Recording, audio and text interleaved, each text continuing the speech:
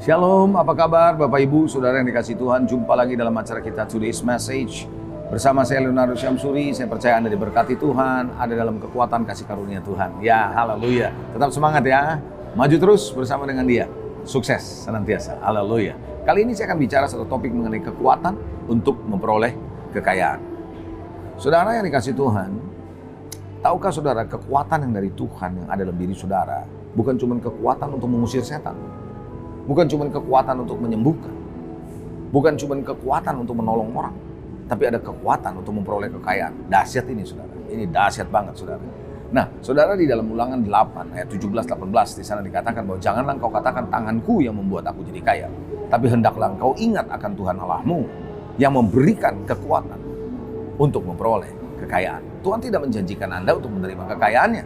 Tapi Tuhan menjanjikan Anda untuk memperoleh kekuatan untuk memperoleh kekayaan. Kekuatan untuk memperoleh kekayaan ini jauh lebih penting. Karena selama kekuatan itu ada dalam diri saudara, dimanapun Anda berada, Anda bisa mengakses kekayaan. Tapi kalau Anda punya kekayaan tanpa ada kekuatannya, begitu kekayaan habis ya hilang semuanya. Nah ini yang penting, itu yang terjadi pada Ishak. Ketika Ishak menggali sumur, sumurnya berbuah-buah. Dia punya kekuatan, kemampuan untuk menggali sumur di tengah-tengah kekeringan. Nah ketika sumur itu diambil sama orang, dia tidak takut, tapi kekuatannya ada pada dia. Bukan pada sumurnya. Nah, ketika dia gali sumur berikutnya juga berbual-bual dan seterusnya. Hal yang sama, saudara, ketika engkau mendapat kekuatan untuk memperoleh kekayaan, dimanapun Anda berada, dalam momen seperti apapun, Anda akan memperoleh kekuatan untuk memperoleh kekayaan. Nah, saya mau ajak saudara belajar, saudara, kekayaan dan kesuksesan bukanlah sesuatu yang Tuhan cegah atau Tuhan larang. Tapi juga Tuhan mau saudara untuk bisa memperoleh kekayaan, untuk bisa memperoleh keberhasilan. Dan itu berasal dari Tuhan. Tuhan mau Anda tidak gagal. Karena Tuhan tidak mati untuk gereja yang gagal. Tuhan mati untuk gereja yang berhasil dan berkemenangan. Bisa katakan amin. Puji Tuhan.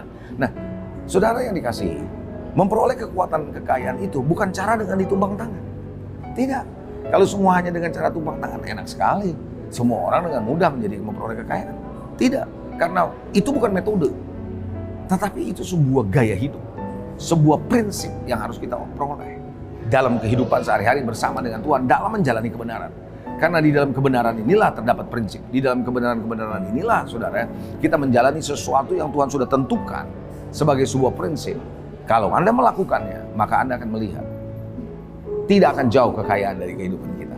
Ya, saudara, tentu saja saya tidak mengajarkan Anda, tidak sedang mengajarkan Anda untuk mengejar kekayaannya, tidak.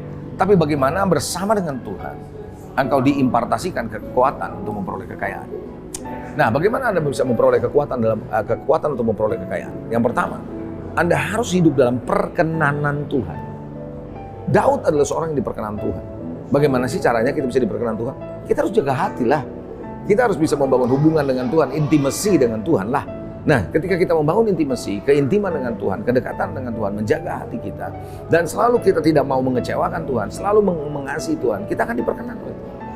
Tentu saja perkenanan Tuhan bukan hasil upaya kita, tapi Dia melihat hati kita mau dekat dengan Tuhan, saudara. Jangan sampai Anda mengatakan demikian, saya berdoa supaya diperkenan. Tidak. Tuhan memperkenan kita kalau kita membangun hubungan dengan Tuhan dalam konteks bahwa kita mencintai Dia dengan hati yang terbuka. Mau ada pelayanan atau enggak, bukan perbuatan baik kita, tapi karena favor of God. Nah, oleh karena itu Bapak Ibu Saudara, untuk memperoleh kekayaan, kita membutuhkan favor of God. Perkenanan dari Tuhan. Yang kedua, kita membutuhkan grace of God, kasih karunia. Karena kasih karunialah yang memampukan kita untuk mengerjakan yang kita tidak mampu.